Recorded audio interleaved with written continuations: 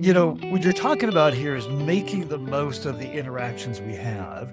Yet there's this self buying journey, self directed buying journey, self education that happens there, learning more and more about us without asking us because they are worried, are we being intentionally misleading? Are we misrepresenting, right? Truly what we do and what they can expect from us.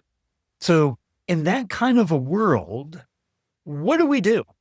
Like, how do we control the narrative when they're doing so much of the research themselves?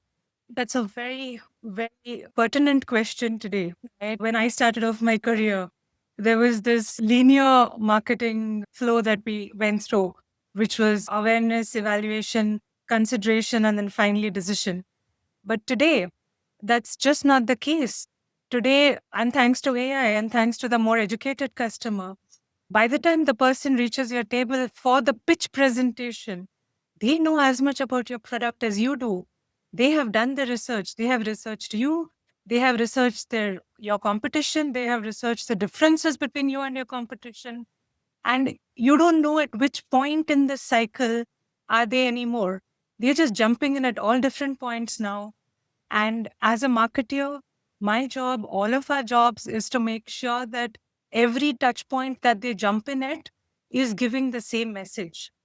Whether it's a review, it's a third party article, it's a demo, it's a white paper, anything we put out there, anything someone else puts out there, it stays consistent and it stays authentic to repeat that part because end of the day they will notice if they come across discrepancies and you lose the trust right there.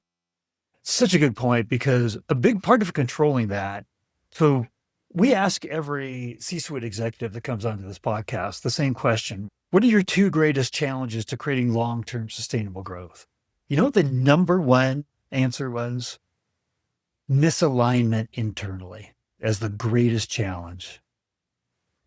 So it blew me away at the beginning, right? Because I thought challenges are usually, it's like that stuff outside of our walls, right? That is, the trends, the COVIDs, the competition, stiff competition, right? We very rarely point the finger at us. But what you're saying is if we don't control and we don't have alignment, our own internal narrative of what we're saying and about what we do, then it's going to come out in a number of different ways. We need to at least control the things that we put out there that are part of the research that they do, that we have a consistent message, a consistent point of view into the marketplace. It's one of the biggest factors that creates the challenges when we are inconsistent in what we say about ourselves.